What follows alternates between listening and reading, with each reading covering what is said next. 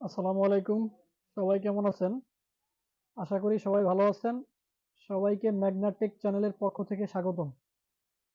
আমি কিছুদিন ধরে আমার পিসির ক্রোম ব্রাউজারের মধ্যে একটি প্রবলেমের সম্মুখীন হচ্ছিলাম। আমি যখন ক্রোম ব্রাউজার থেকে কোনো ওয়েবসাইট বা অ্যাড্রেসের মধ্যে ব্রাউজ করতে যেতাম, সে সময় প্রচুর পরিমাণে ল্যাগ করত। ক্রোমের মধ্যে যখন একটা ইয়ের মধ্যে থেকে যখন অন্য ট্যাবে ওপেন করতাম, যখন একটার মধ্যে যখন অনেকগুলো ট্যাব ওপেন করতাম, তখন প্রচুর পরিমাণে ল্যাগ করত। এই ল্যাগের সম্মুখীন হতাম। ক্রোম ব্রাউজারের এই বিরক্তিকর ল্যাগিং থেকে বাঁচার জন্য আমি আমার ক্রোম ব্রাউজারের মধ্যে কিছু সেটিংস এর পরিবর্তন করছিলাম। পরিবর্তনের ফলে আমার ক্রোম ব্রাউজার এখন অনেক বেশি দ্রুত হয়ে গেছে এবং ল্যাগিং এর প্রবলেম সম্পূর্ণ পরিমাণে সফলভাবে আমি কাজ করতেছি। তো ভিউয়ার্স, আপনাদের যাদের পিসির ক্রোম ব্রাউজারের ল্যাগিং এর প্রবলেম আছে, তারা আজকের এই ভিডিওটি না টেনে সম্পূর্ণ দেখুন এবং জেনে নিন কিভাবে আপনাদের ক্রোম ব্রাউজারকে আরো স্পিডি এবং দ্রুততার সাথে আপনি কাজ করতে পারবেন এবং ল্যাগিং সমস্যার সমাধান করবেন। তো প্রথমে আমরা ক্রোম ব্রাউজারের মধ্যে প্রবেশ করলাম। আপনি আপনার ক্রোম ব্রাউজারের মধ্যে প্রবেশ করবেন। তারপরে এই যে আপনার উপরে থ্রি ডট আইকন আছে, এখানে ক্লিক করে নিচে চলে আসবেন।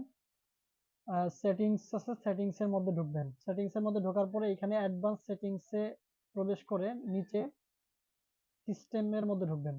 সিস্টেমে ঢোকার পরে আপনি এখানে একটা পেজ আসবে। পেজের মধ্যে যে মাঝখানের যে অপশনটা আছে, use graphics acceleration when available, এটা অন করা থাকবে এরকম। তো আমি তো আগে অফ করে নিছি, আপনাদেরকে দেখানোর সুবিধার্থে এখন আবার ভিডিওটা করলাম। তো এটা আপনারা অফ করে দিবেন। এখান থেকে এটা করার পরে এখানে আপনার কাজ শেষ। তারপরে আপনি আবার নতুন ট্যাব ওপেন করে নেবেন।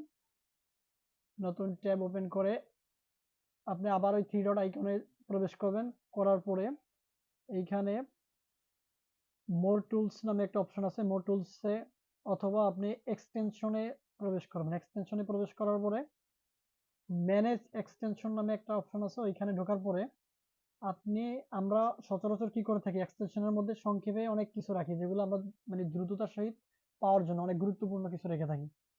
সেই ক্ষেত্রে আপনি অতিরিক্ত কিছু এখানে রাখবেন না, যেটা একদম না রাখলেই নয়। আপনার গুরুত্বপূর্ণ যেই মানে জিনিসগুলো আছে সেগুলো এখানে রাখবেন। যেমন আমার এখন এটা লাগে, একমাত্র এটা রেখেছি। আর আপনার যেটা লাগবে না সেটা আপনি এখানে ক্লিক করে অফ করে দিলেই হবে।